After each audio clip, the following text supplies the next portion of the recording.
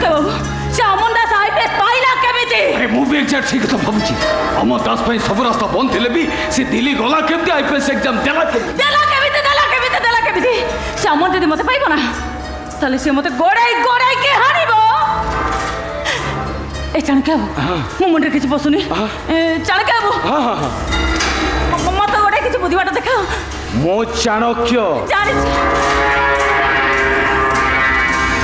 ଚାଣକ୍ୟ ଚୌଧୁରୀ ଗୋଟାଏ ଚୁଟକିରେ ଏଠି ପରିବେଶ ପରିସ୍ଥିତିର ଚିତ୍ରପଟକୁ ବଦଳେଇ ଦିଏ। ସେମିତି ବଦଳେଇ ଦିଅ। ତମେ ଗୋଟେ କାମ କର ଚିତ୍ରା, ତମେ ପୁଣି ଥର ଅମନ ଦାସ ପାଖକୁ ଫେରି ଯାଅ। ଚାଣକ୍ୟ ଆରେ ସେଟା ହଉଛି ତମ ସ୍ୱାମୀ ସ୍ତ୍ରୀ ଭିତର କଥା। ତମ ସ୍ୱାମୀ ସ୍ତ୍ରୀ ଭିତରେ କ'ଣ ହେଲା ନହେଲା ସେସବୁ ବୁଝିବା ଦାୟିତ୍ୱ ହଉଛି ତମର। ନା ନା ନା ନା ଆରେ କ'ଣ ନା ନା ଜମା ନୁହଁ। ମୁଁ ଥରେ ସେ ଘରୁ ଗୋଡ଼ କାଢ଼ି ଚାଲି ଆସି ପୁଣି ଥରେ ଗଲେ ସେ ମତେ ଘରେ ପୁରେଇବେ। ସେ ଅମର ଯଦି ମତେ ପାଇବ ନା ତାହେଲେ ସେ ମତେ ଗୋଡ଼ାଇକି ହାଣିବ। ମତେ ଚାଣକ୍ୟ ବାବୁ ଆପଣ ତ ମତେ ଏତେ ଭଲ ପାଆନ୍ତି, ଆପଣ ଟିକେ ମତେ ସାହାଯ୍ୟ କରୁନାହାନ୍ତି? କ'ଣ କରି କହୁନା? ମୋ ହାତରେ ଶଙ୍ଖା ମୋ ମଥାରେ ସିନ୍ଦୁର ଦେଇ ଆପଣ ମତେ ବାହା ହେଇ ପଡ଼ନ୍ତୁ। ବାହାଘର?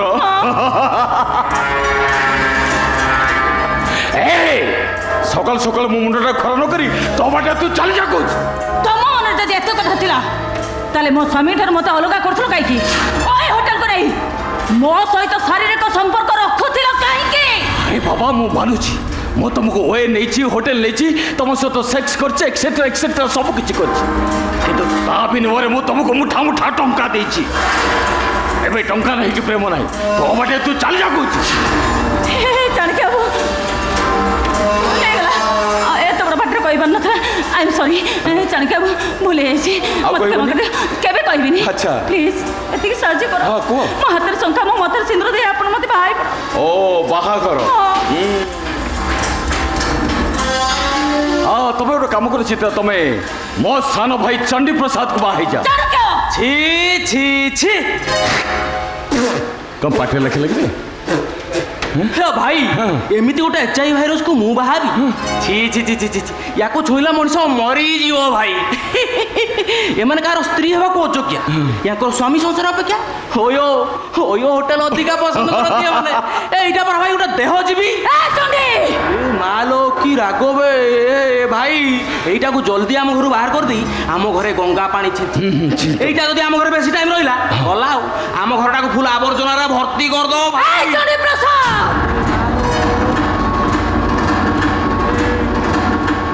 ତୋ ଭାଇ ଯଦି ମତେ ବାହା ନ ହୁଅନ୍ତି ମୁଁ ତମରି ଘରେ ବସିବି, ପ୍ରେସ୍ ମିଡ଼ିଆ ବାଲାଙ୍କୁ ଏଠି ସମସ୍ତଙ୍କୁ ଡାକିବି, ତମରି ଘରେ ବସିବି। ଏଇ ବସିଲେ ତୁ ଦେଖ କ'ଣ ଝାଡ଼ି ଝୁଡ଼ି ହେଇକି ଯାଇକି ବସି ପଡ଼ିଲା? ଭାଇ ଏଇଟା ଆମ ଘରେ ବସିଲା ଭାଇ। ଭାଇ ତୁ କ'ଣ ଆମ ଘରେ ବସି ସାରିଲୁଣି? ମୋ ଭାଇ କ'ଣ ଟିକେ ଏପଟ ସେପଟ ଭୁଲ ଭାଲ କରିଦେଇଛନ୍ତି ବୋଲି ତୁ କ'ଣ ତାଙ୍କ ପଛରେ ପଡ଼ି ସାରିଲୁଣି? ଭାଇ ତମେ ସିଆଡ଼େ କ'ଣ ଅନେଇଛ?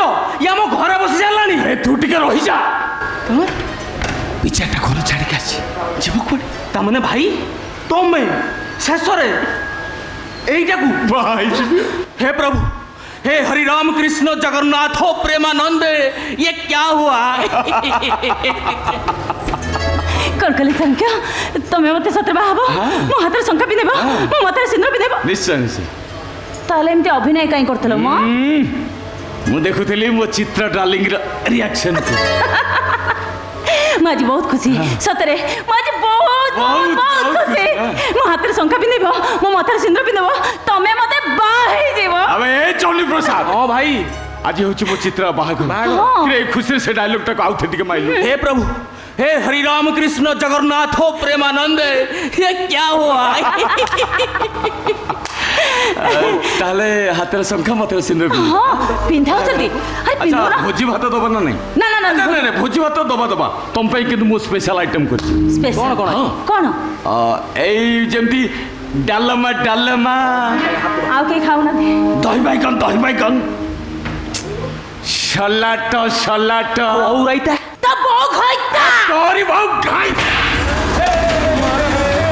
ନାଇଁ ଭୁଲ ହେଇଗଲା। ନାଇଁ ମୁଁ ଶଙ୍ଖା ପିନ୍ଧେ କଥା ସିନ୍ଦୁର ପିନ୍ଧେ ପୁଣି ମାରିଦେଲି। ନାଇଁ ଭୁଲ ହେଇଛି।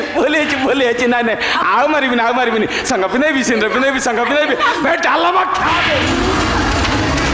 ନାଇଁ ନାଇଁ ପୁଣି ଭୁଲ ହେଇଗଲା ପୁଣି ମାରିଦେଲି ନାଇଁ ସାଙ୍ଗ ପିନ୍ଧେବି ସିନ୍ଦୁର ପିନ୍ଧେବି ସାଙ୍ଗ ପିନ୍ଧେବି ସିନ୍ଦୁର ପିନ୍ଧେବି ସାଙ୍ଗ ପିନ୍ଧେବି ସିନ୍ଦୁର ପିନ୍ଧେବି ଶଙ୍ଖ ପିନ୍ଧବେ ଚଣ୍ଡୀ ପ୍ରସାଦ ଭାଇ ଆଜି ମୋ ଚିତ୍ର ବାହାଘର ଏଇ ଖୁସି ଟିକେ ନାଗିନୀ ସୁରେ ମ୍ୟୁଜିକ ଭଜନ ଟିକେ ଡ୍ୟାନ୍ସ କରିବା ତମେ କହିଲଣି ମାନେ ଭାଇ ଆମେ ନିଶ୍ଚୟ ମ୍ୟୁଜିକ ବଜେଇକି ନାଚିବା ବଜାରେ ଭୟ ନାଗେନ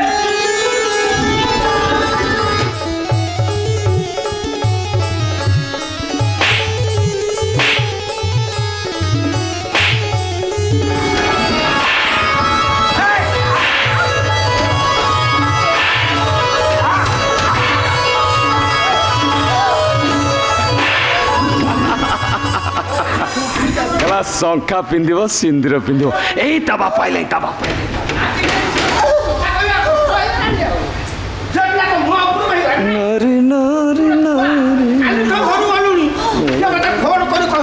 ବାପା ମୁଁ ଏଇ ଲଜରେ ଅଛି କି ଟୋକା ପାଖରେ ଅଛି ଗୋଟେ ବୁଢ଼ାଟା ଦିନ ସାରା ଖୋଜୁଛି ନିହାତି ବାଜେ ପିଲାଟା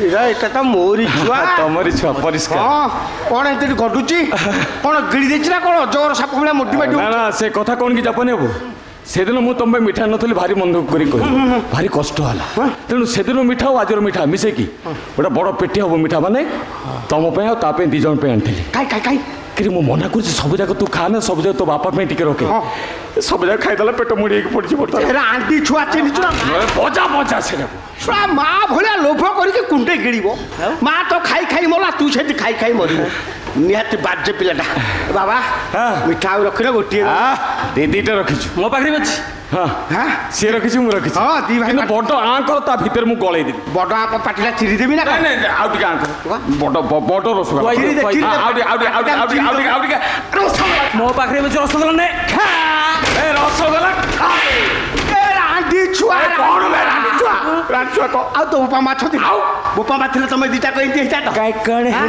ବାପ ନଥିଲେ ଯୋଉ ଛୁଆ ଯେମିତି ହୁଅନ୍ତି ତମେ ଦିଟା ସେଇଠି ହଉଛ ମୋ ଯୋଉ ପୋଲିସ ଚାକିରି କରିଛି ତାକୁ କହିବି ତମ 2 ଭାଇଙ୍କ ଗେଣ୍ଡୁକୁ ତାଡ଼ିବ ଏ ମା ଏ ଦିଟାକୁ ଧର୍ମ ସହିବନି ଲୋ ଇଏ ମରାମରି କଲେଣି ଚାଲିବା ଚାଲୁ ପଳେଇବା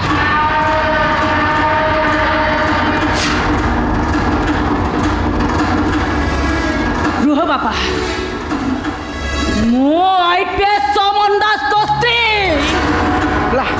ମୋ ସ୍ୱାମୀକୁ ମୁଁ ଯେମିତି ହେଲେ ମୋ ପାଖକୁ ଫେରାଇ ଆଣିବି ହେଲେ ନାରୀମାନଙ୍କୁ ଅର୍ଥର ଲୋଭ ଦେଖାଇ ସ୍ୱାମୀ ଠାରୁ ସ୍ତ୍ରୀକୁ ଅଲଗା କରୁଥିବା ଅମଣିଷମାନଙ୍କ ପାଇଁ ମୁଁ ନଗୁଣି ସଜିବି ନଗୁଣି ମୁଁ ଚାଣକ୍ୟ ଚୌଧୁରୀ ଗୋଟାଏ ଚୁଟକିରେ ଏଠି ପରିବେଶ ପରିସ୍ଥିତି ଚିତ୍ରପଟକୁ ବଦଳେଇ ଦିଏ ଚିତ୍ରର ଏମିତି ଏକ ଚରିତ୍ର ଯେ ଚିତ୍ର ମୁଣ୍ଡକୁ ଥରେ ଚିନ୍ତା ଉଠିଗଲେ ସେ ତମ ଦିଟାକ ଚିନ୍ତା ଜାଣିଦବ ଯାବେ ଡାଲମା ଖାଇବ ଯା